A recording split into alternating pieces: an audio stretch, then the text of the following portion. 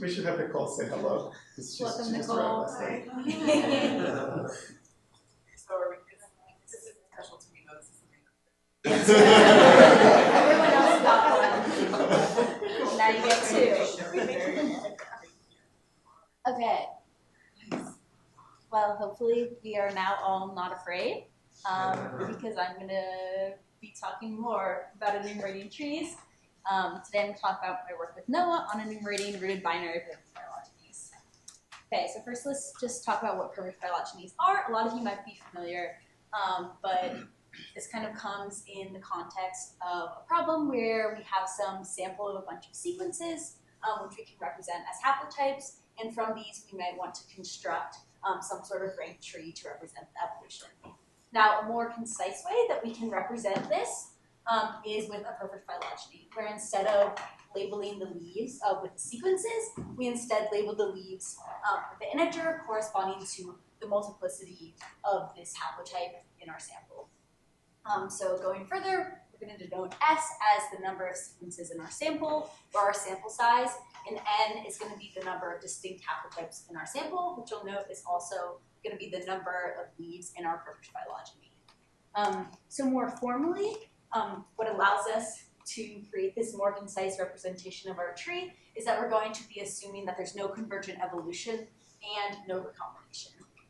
And for the rest of the talk, I'm just going to be talking about binary rooted perfect phylogenies, although I always say it. And this has a lot of important implications that were well motivated by Julia's talk. And this work is also well motivated by Julia's and Noah's paper from 2022 that counted ranked and unranked trees associated with perfect phylogenies. That's very important to understand the state space of structures that we might be thinking about when we're looking at problems that might be looking at inference evolutionary parameters from coalescent type models. Okay, so there's a few different things that we're going to count here. So first we're going to be counting binary perfect phylogenies with just a given sample size S, and so that we have any number of leaves. Then we're going to go a little bit more specific, and we're going to assume we know that we have S sequences in our sample, and that N of them are distinct, or equivalently that there are N leaves in our perfect phylogeny. Then the last thing that we're going to enumerate is if we have a sample size and we have a given topology for our perfect phylogeny. So we know the exact computational structure already, and we're just going to be figuring out where the integers go on this perfect phylogeny. So just an example of the kind of thing I'm talking about, this is going to be corresponding to the third question that we're going to be answering. So say we're given this topology for our perfect phylogeny. We already know that there's n distinct sequences in our sample because we can see that it has 5 leaves. And we're going to assume that we have 7 sequences in our sample. So to count these perfect phylogenies, we're going to be assigning integers to the tips of the perfect phylogeny. So we might have 3 sequences in our sample that are the same, and the rest are distinct. And so then we have 1, 3 on our perfect phylogeny, and then 1's on the other tips. We could also have 2 sets of 2 sequences that are the same, and the rest are distinct. We can put these on our perfect phylogeny. And there's also a lot of other ways that we could assign these integers to this given topology. So this is kind of going to be one of the key things in our enumeration problems. So now we're just going to hone in on our first question, which is counting binary perfect phylogenies with a sample size S. So when we just have 1 sample in our sequence, we can just have the single leaf perfect phylogeny with the 1. Once we have 2 sequences in our sample, we could have them both be the same, and then we'll have the single leaf perfect phylogeny labeled with the 2, or they could be different, and we'll have the 2 leaf perfect phylogeny there. We can continue on. There's 3 different perfect phylogenies with 3 samples. There are 7 once we get to 4 sequences in our sample. But note here, you start to see some of the complexities. So for example, if we have 2 sequences that are the same and then 2 others that are distinct, there's a few different ways we could label this 3-leaf topology with them. And in addition, if we have all sequences that are distinct, so corresponding to the 4-leaf perfect phylogenies here, there's still a few different topological structures for this perfect phylogeny, which then creates more perfect phylogenies. So we have the first few terms of our sequence, 1, 2, 3, 7, 14, 35, and so on. They get big quickly, and we'll talk about how quickly later. And note that this is also in the online encyclopedia of integer sequences, but with not a lot of theories to go with it. So we're going to kind of be providing some of that theory and also providing it in the context of perfect phylogenies.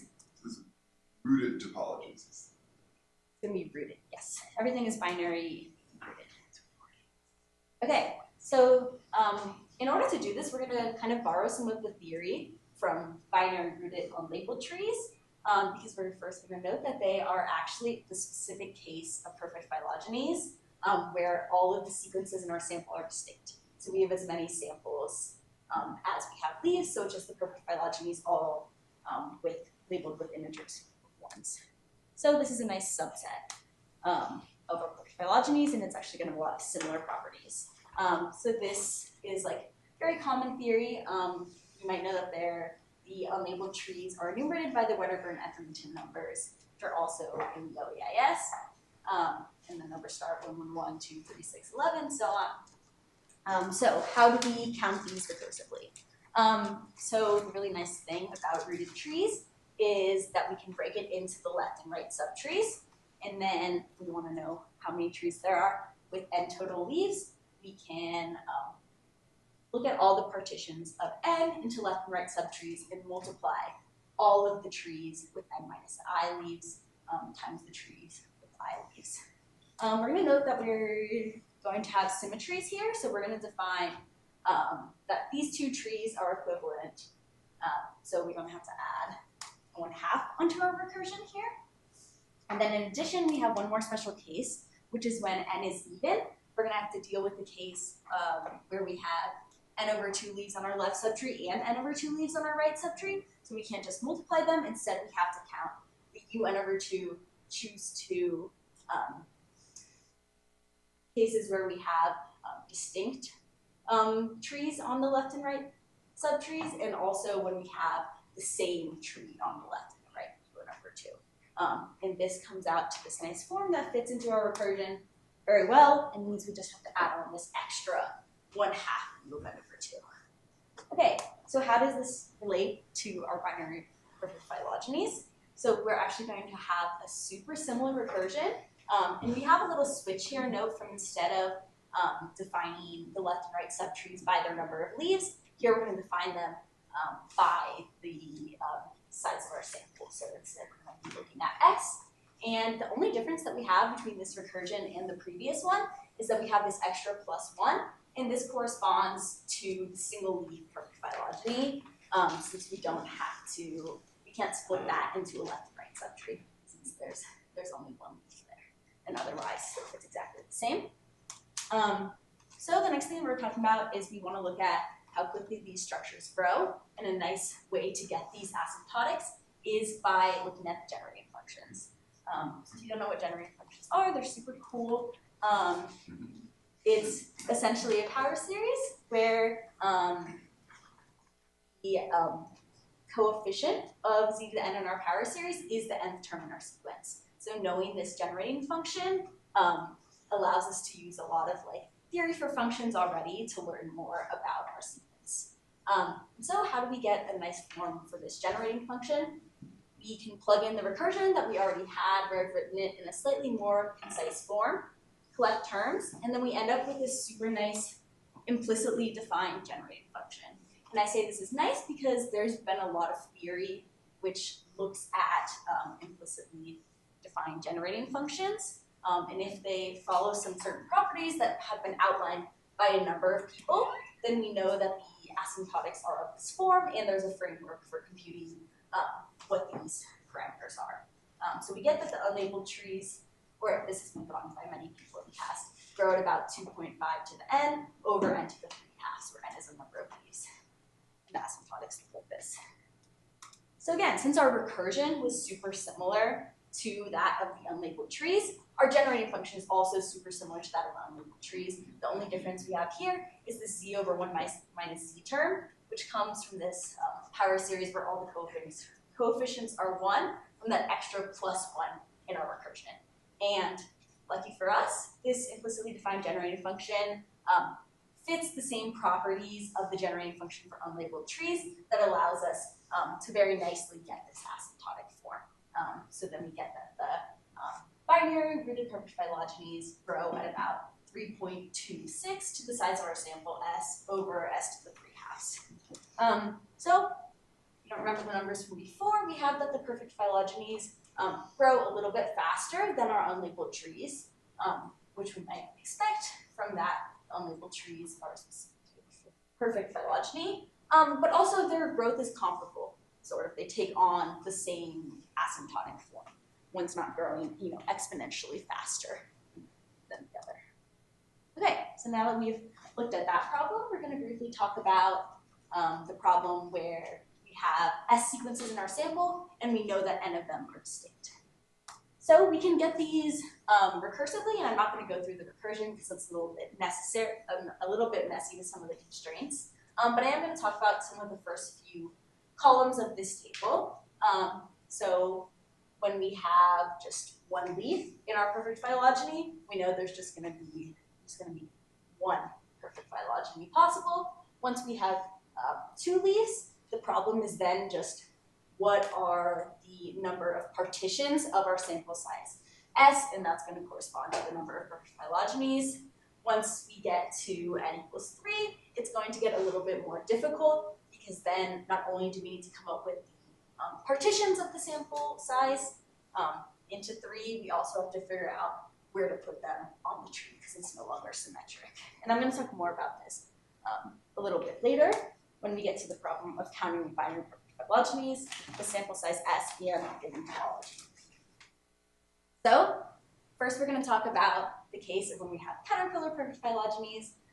Julio talked about caterpillars earlier, but they're just going to be trees such that there's only one cherry. We're also going to define C1 and C2 to be caterpillars here because they also have the very nice property of the caterpillar with N leaves has on its left subtree the caterpillar with N-1 leaves, and then the right subtree is just the one leaf tree, which makes our recursions very nice, easy to do. So again, we're going to come up with a generating function. So we're going to have a generating function for each possible number of leaves, and CNS is going to be the number of caterpillar perfect phylogenies with N leaves, sample size S. So our generating function is going to grow with S here. So let's look at some of the first few generating functions for this. So G1 is, again, we just had that one perfect phylogeny, so it's just the power series where all the coefficients are 1, comes out to the same form we've seen before. For the caterpillar with 2 leaves, we have the same symmetric case that we saw earlier in our recursions, and we can actually use our generating function from G1 to get this generating function because of this structure of caterpillars. Okay, then moving on, once we get to G3, which is going to be this generating function written out, we can again use that we can actually just multiply our generating function. So the generating function for 2 leaves times the generating function for caterpillars with 1 leaf. And then get this form and continue inductively until we can get a general form for the generating function for the number of leaves. Super nice, because although we might not always have a caterpillar topology, no matter what topology we have, if we continue zooming in on the subtrees, we'll always end up with caterpillars in the end. So then we can recursively enumerate the number of perfect phylogeny structures with this given topology. Okay, so in summary, what have we done? We have computed how quickly the binary rooted perfect phylogenies grow with the size of our sample. We've also recursively counted the number of perfect phylogenies with S sequence in our sample and N leaves, and also with a given topology. And these are all important because it tells us a little bit about the computational complexity of some problems with perfect phylogenies. Okay, I just want to thank Noah and my wonderful lab members and funding sources, and happy to take any questions.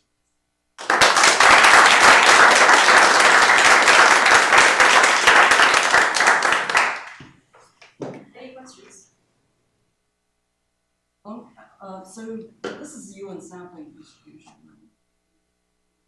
Phylogenies is. I don't think so. There's no probability. Yeah, I know, but certain, I mean, you did much more, but certain things like so onward in the ones The number of distributions and I don't think so because has a hierarchical structure. It's not just the partition, but it's also the hierarchical partition. right. So that's under a particular kind, which is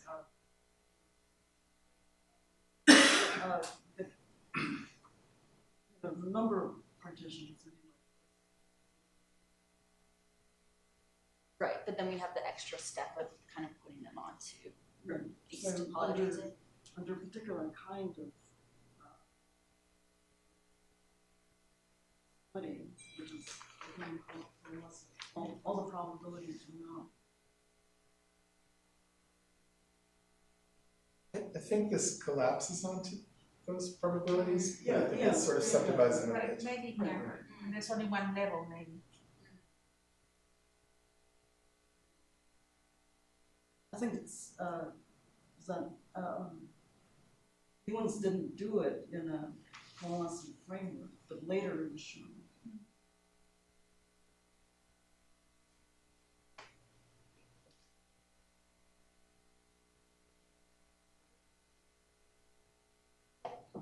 And is there an intuitive explanation for why the number of perfect phylogenies with SS was just like one more number? So it's not quite one more, it's there's gonna have an extra +1 in our recursion, but Oh, then in the this is gonna recursion. propagate through Okay. quite a bit, so our asymptotics end up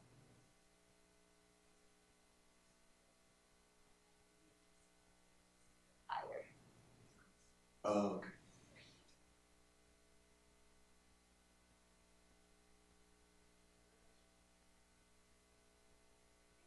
Great, thank you.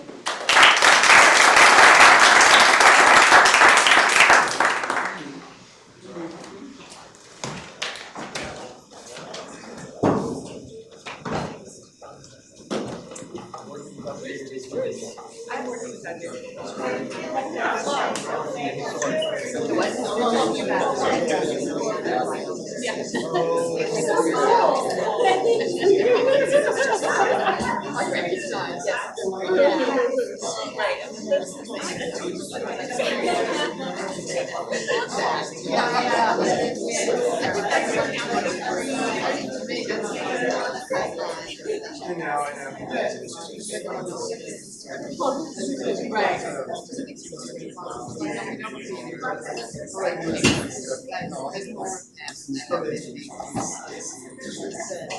So like we want to run,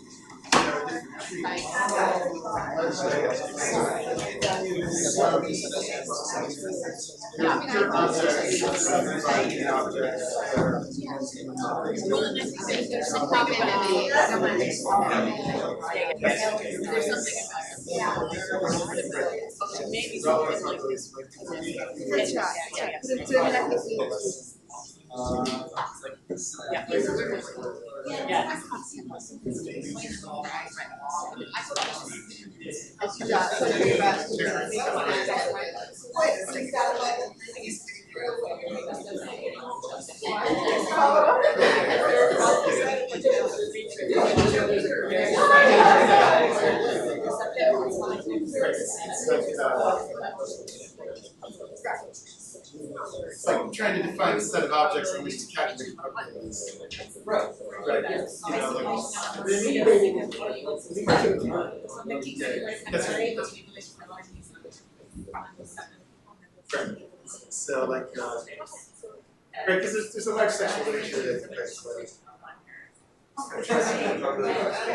one object.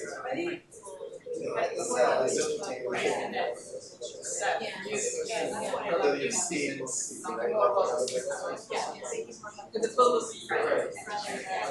The that you don't necessarily need to do the whole enumeration in order to need to do that calculation. But you want to do the whole enumeration, do something like that. Floor space, Think about how many students work in traditions. Yes, this is actually another What's one else that possible? put those in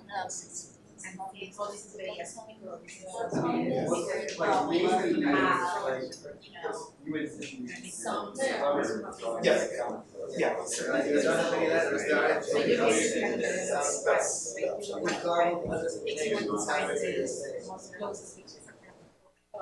Everyone's like, Yeah. but I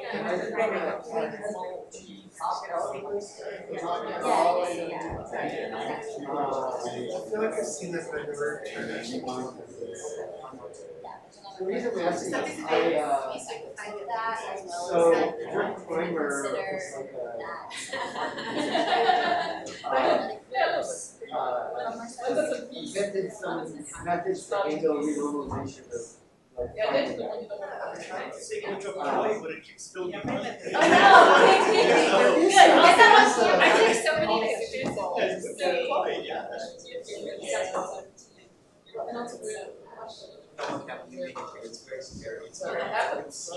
Following you around.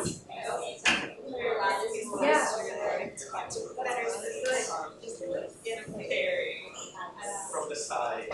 Space you wanna go? but you sit down. How many days? Okay.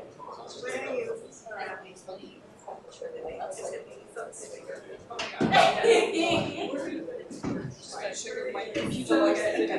He's such a funny person. Some of the earlier events he went on these taught us so that they had thumbnails for an email or whatever. And I took so long to get Oh, I I remember remember this. this video, I just smiled nicely, and for Noah, it's like every frame is just like smiling, so happy.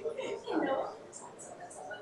It's too, like the spirit taxonomist, like no he's adding his own slide. No one's smiling all over.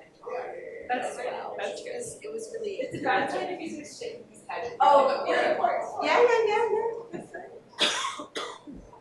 Audio checks.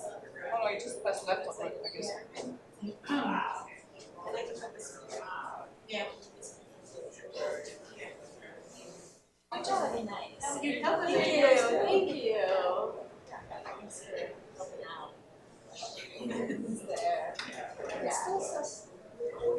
Oh no, I didn't press any buttons. Oh, sorry.